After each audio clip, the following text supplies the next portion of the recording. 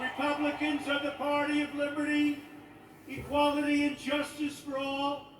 We are the party of Abraham Lincoln, and we are the party of law and order.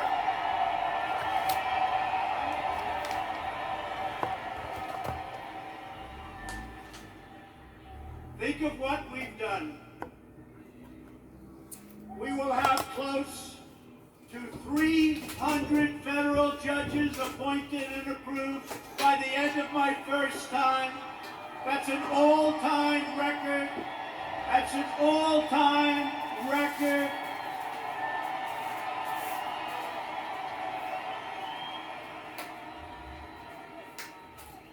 I've always heard how important judges are. Now we know how important they are. Think of that, over 300, around 300 by the end of the term. And when we have another 4 years, we're going to have a big, big percentage of the total number. Very important. November 3rd. And 2 great Supreme Court judges. So we have 2 justices of the Supreme Court. Justice Kavanaugh, they're great. They're great. We have 2. And we could get a few more, yeah. We've spent over $2 trillion to completely rebuild the unmatched strength and power of the United States military. And all of that incredible equipment, whether it's submarines or missiles or rockets or jet fighters, bombers, it's all built in the USA.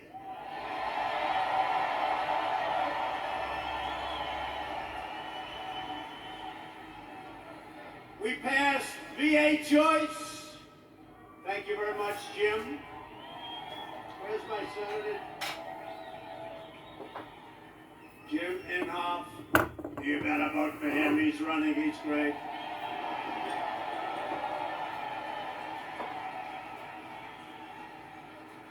But we'll get to him and James Lankford in a second. 2 great senators. You have 2 great senators.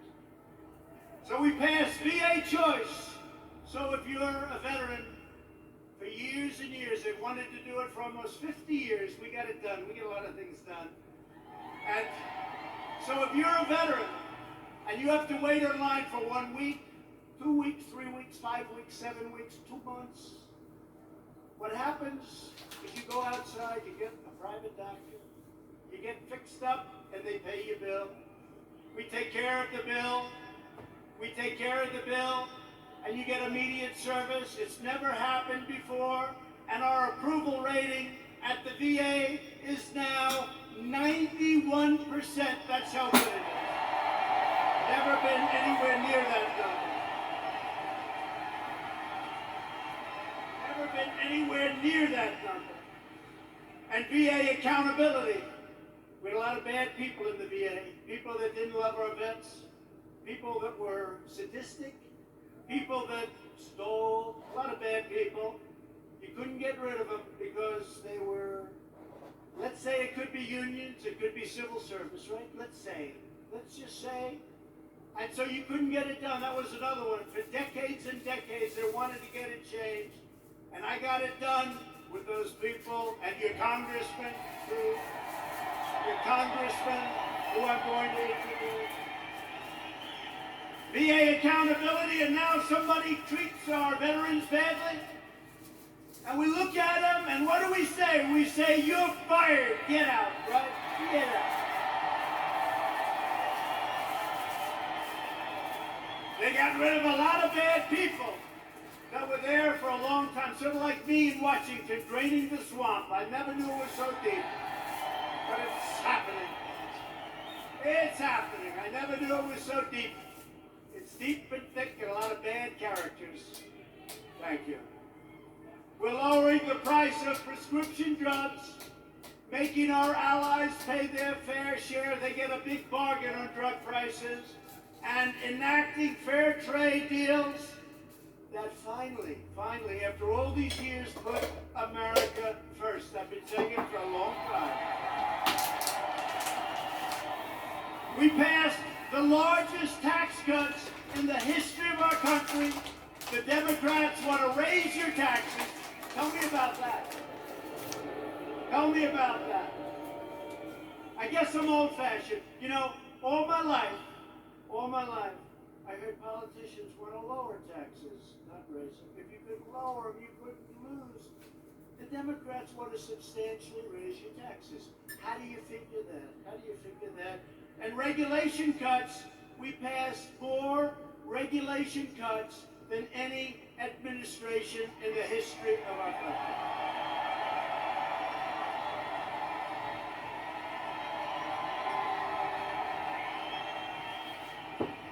And with the help of our great energy workers, many of them come from the great state of Oklahoma. Do you ever notice that Biden oftentimes gets the state wrong? He's in Iowa, and he says, it's good to be in Idaho. No, you're in Iowa. He's in New Hampshire, and he says, it's great to be in Ohio. No, you're in New Hampshire. That happens to him all the time. Hasn't happened to me yet.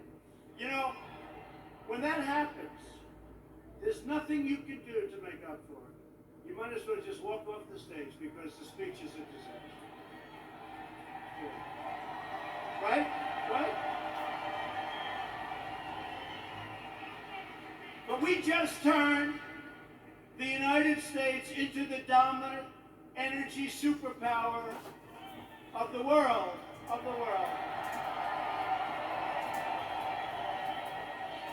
And because of the Chinese virus, what happened about 3 months ago, it looked like we were in big trouble, and we were, and I got it back together. I called Russia.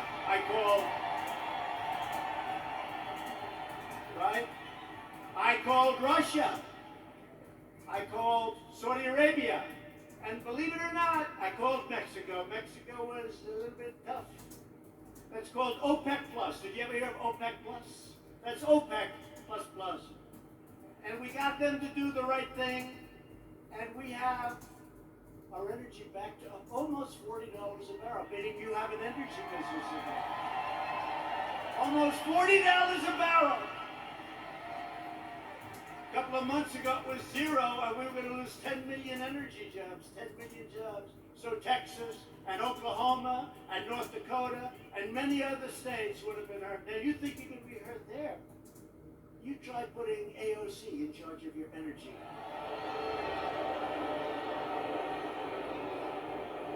That will make the pandemic look like child's play to the people in energy. She has one problem, it's called petroleum. No president or administration has done more in the first 3.5 years than the Trump administration. Not even. Nobody. Our incredible success in rebuilding America stands in stark contrast to the extremism and destruction and violence of the radical left. We just saw it outside. You saw these thugs that came along. These people call them protesters. Isn't it beautiful? It's so beautiful. Oh, they're so wonderful. They call them the Boston Tea Party. They're so wonderful. Yeah, they call them. You ever watch fake news CNN? You ever watch? Where they go?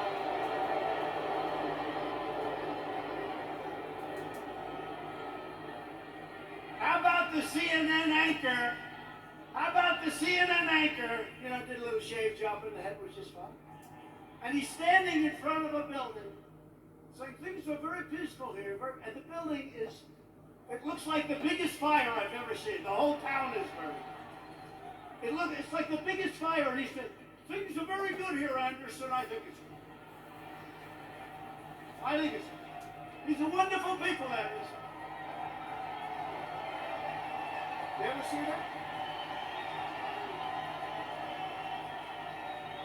Looked like the world was coming to an end. And you know, we did something in Minneapolis. After watching for 3 or 4 days, I called and I said, you got to get up. You can't protect yourselves.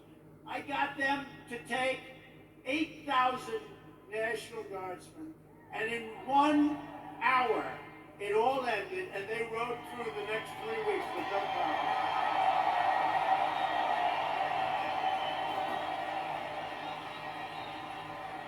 And we did the same thing in other cities. But how about Seattle? Did that go?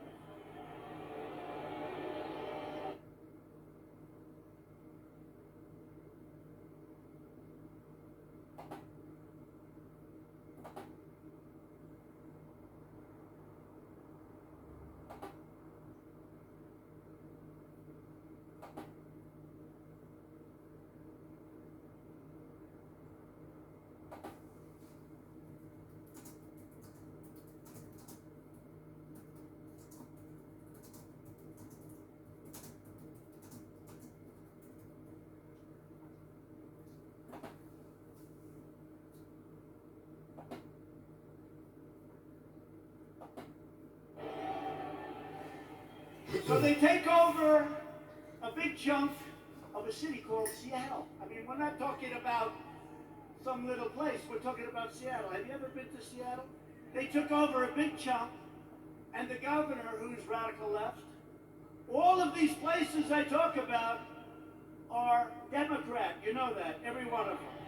Every one of them. And I have an offer out. I said, anytime you want, we'll come in, we'll straighten it out in 1 hour or less. Now, I may be wrong, but it's probably better for us to just watch that disaster.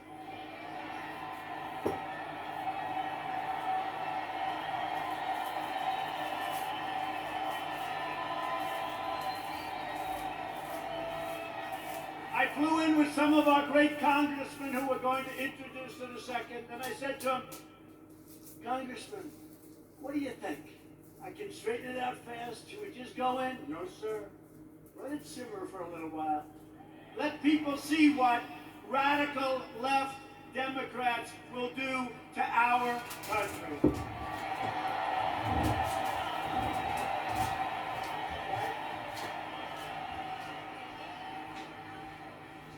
But Americans have watched left-wing radicals burn down buildings, loot businesses, destroy private property, injure hundreds of dedicated police officers. These police officers, they get injured. They don't complain. They're incredible. And injure thousands upon thousands of people only to hear the radical fake news saying what a beautiful rally it was. And they never talk about COVID. They don't talk about when you see 25,000 people walking down Fifth Avenue or walking down a street of a Democrat-run city. You never hear them saying they're not wearing their mask. You don't hear them saying as they're breaking windows and running in. And then when I say the looters, the anarchists, the agitators, they're saying, what a terrible thing for our president to say. What a terrible thing. But you don't hear them talking about COVID. COVID. To be specific, COVID-19. That name gets further and further away from China as opposed to calling it the Chinese virus.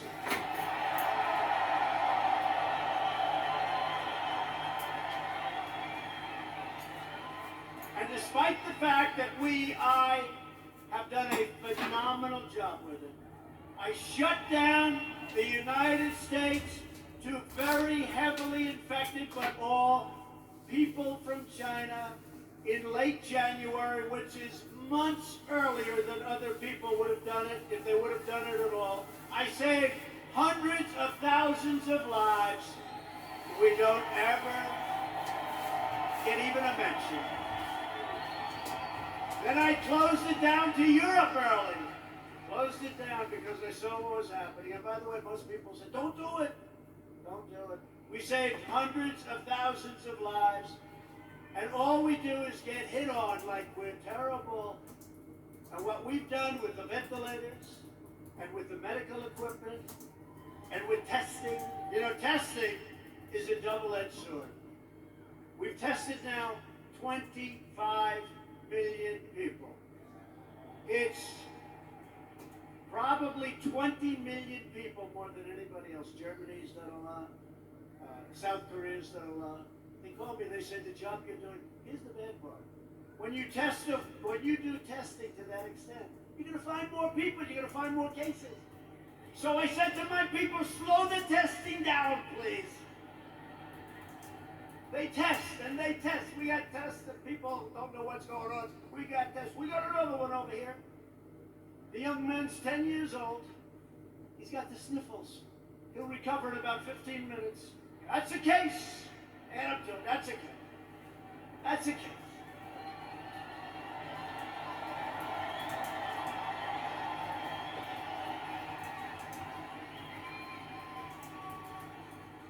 I was actually with a very nice man, very good man, even though he's very liberal, the governor of New Jersey.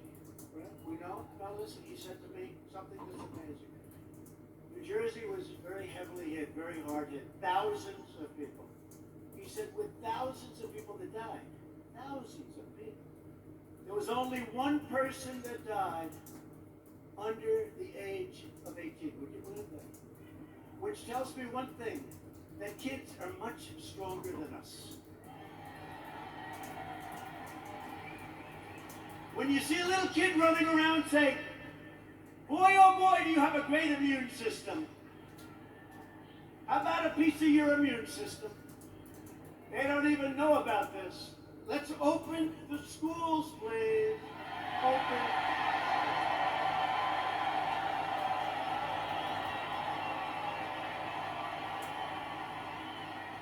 Open the schools. We got to get them open. In the fall, we got to get them open. The unhinged left-wing mob is trying to vandalize our history, desecrate our monuments, our beautiful monuments. Tear down our statues and punish, cancel, and persecute anyone who does not conform to their demands for absolute and total control. We're not conforming. That's why we're here, actually.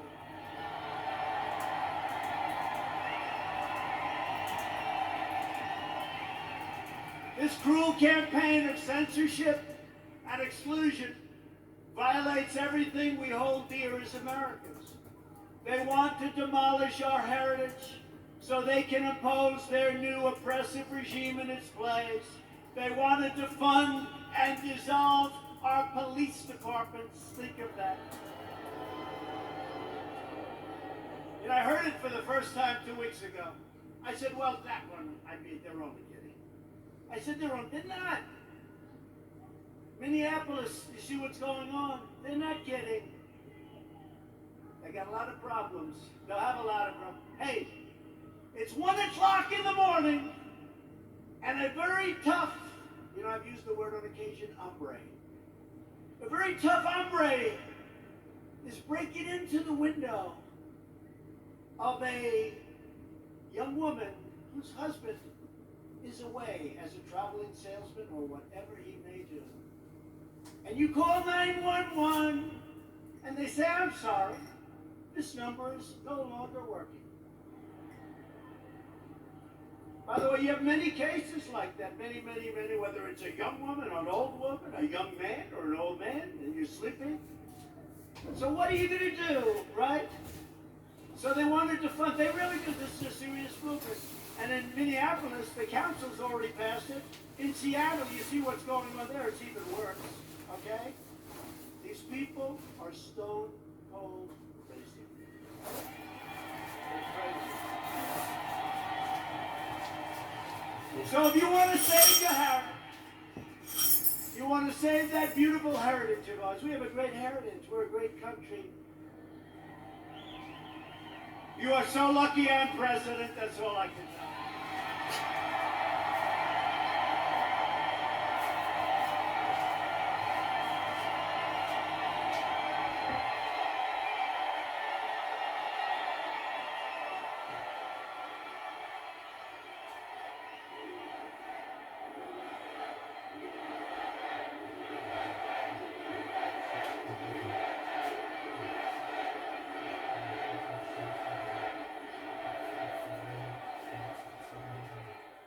they'll come up to me and say, how do you take it?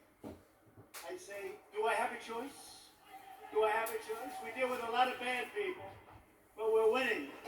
And every once in a while, I'll have one of these days where I'm hit left and right, like even this great event.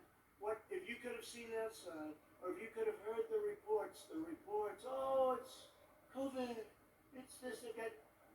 By the way, it's a disease, without question, has more names than any disease in history. I can name Kung Flu, I can name 19 different versions of names. Many call it a virus, which it is. Many call it a flu, what difference? I think we have 19 or 20 versions of the name. But they say to me, where do you get the energy? I say, I don't have a choice. I don't have a choice.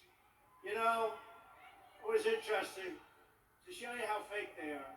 You might have seen it. So last week they called me and they said, sir, West Point, we're ready. I said, oh, that's right, I have to make the commencement speech at West Point. You know, they delayed it for 6 weeks because of COVID. So they delayed it, and I went there. 1,106 cadets were graduated, and beautiful. Beautiful cadets.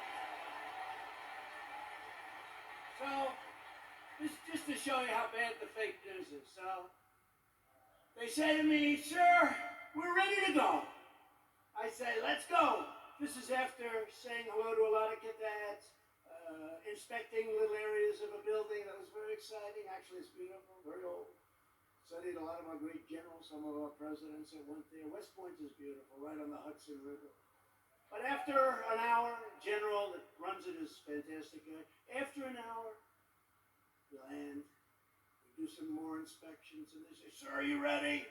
Yes, I am. So we walk like the equivalent of about 3 blocks, which is fine. We go on stage, which is fine. They make speeches, then I make a speech. It lasted a long time. I don't know, maybe 45 minutes, maybe longer. I don't know, but a long time.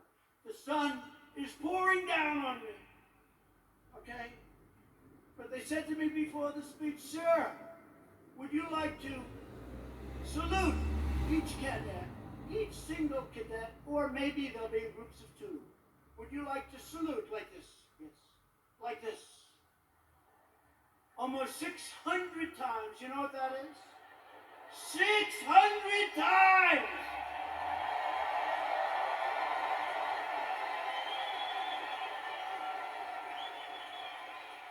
Thank God they were in 2s. Because let me tell you, you do that 600 times, you go home and you say, well, it's like a workout without a weight, right? 600 times. So I did that. Then the incredible helicopters, brand new gorgeous helicopters, the Apaches and the other new ones that we just bought. So they fly over. And the kids throw the hats in the air. It's beautiful, it really is. It was a beautiful day. And we're all finished. I was on the stage for hours. Hours! Sun, I came home, I had a nice tan. Meaning I had a nice sunburn. Oh, the sun's going right like that. But I make the speech, right? I salute for probably an hour and a half, maybe more, but around that. Watch, if I'm off by 2 minutes, I'll say, he exaggerated. It was only an hour and 25 minutes. He exaggerated. He lied. He's a liar. These people are sick of fake news.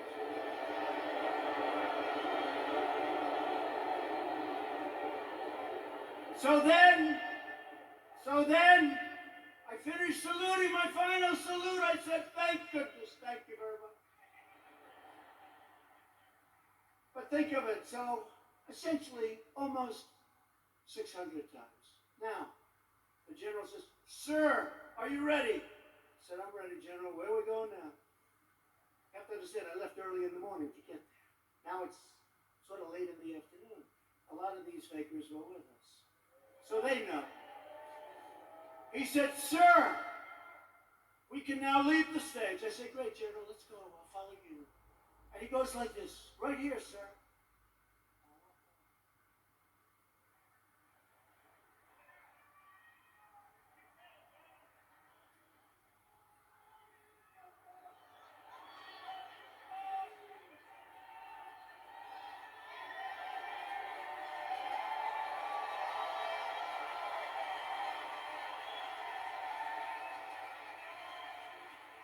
And the stage was higher than this one.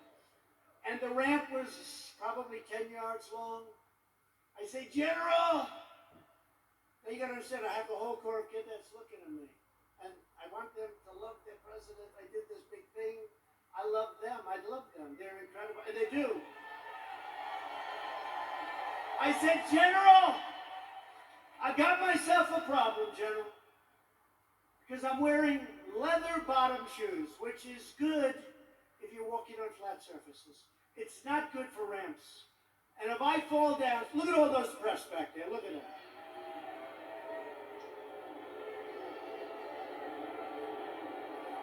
And this was a steel ramp. You all saw it, because everybody saw it. This was a steel ramp. It had no handrail. It was like an ice skating rink.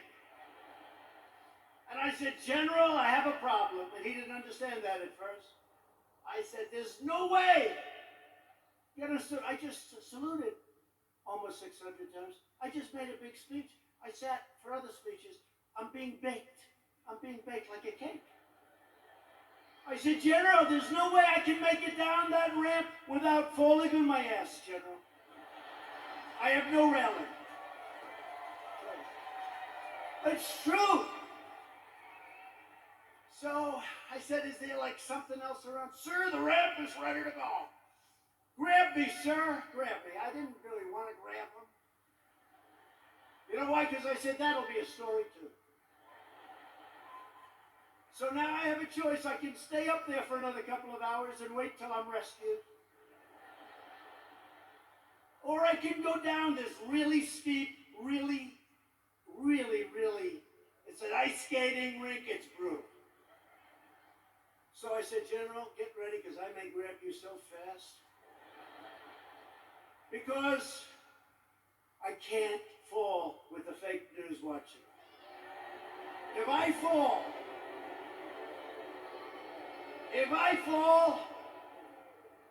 I remember when President Ford fell out of the plane, you remember? I remember when another president, nice man, threw up in Japan. And they did slow motion replays. True. Right? It's true. I don't want that, General. Now he's standing there, big strong guy, and he's got his shoes, but they're loaded with rubber on the bottom. Because the first thing I did, I looked at his shoes. Then I looked at mine. Very, very slippery. So I end up saying, okay, General, let's go. I will only grab you if I need you. That's not a good story. Falling would be a disaster. It turned out to be worse than anything. I would have been better off if I fell and slid down the damn ramp. Right? So what happens is I start the journey inch by inch, right? And I was really bent over, too. I didn't like that, I didn't like this picture. This picture, I'm sure, will be an ad by the fakers. So I was bent over, right?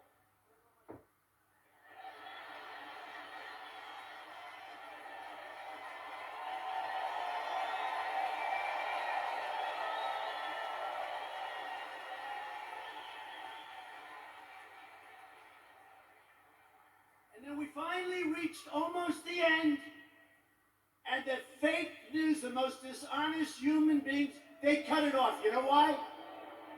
Because when I was 10 feet short, I said, General, I'm sorry, and I ran down the rest, right? I looked very handsome. That was the only good. I wouldn't want to run down the whole thing because the fall there would be definitely bad. So I took these little steps. I ran down the last 10. And by the way, they're taped. Take a look. In almost every instance. It ends just before I run. And they said, here was the #1 trending story. I called my wife. I said, how good was that speech? I thought it was hey, look, I will tell you when I make good ones and bad ones. Like so far tonight, I'm average. Oh, average. What happened?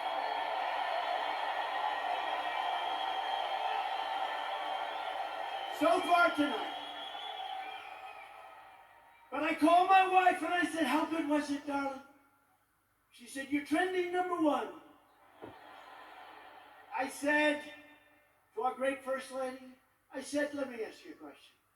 Was it that good, the speech, that I'm trending #1? Because I felt it was really good. No, they don't even mention the speech. They mentioned the fact that you may have Parkinson's disease. It's true. It's true.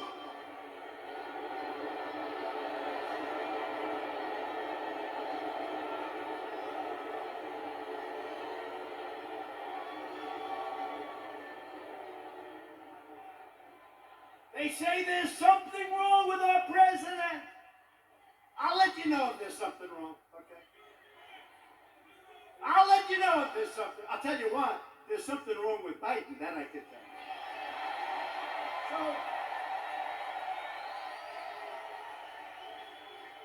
So then my wife said, well, it wasn't only the ramp. Did you have water? I said, yeah. I was speaking for a long time.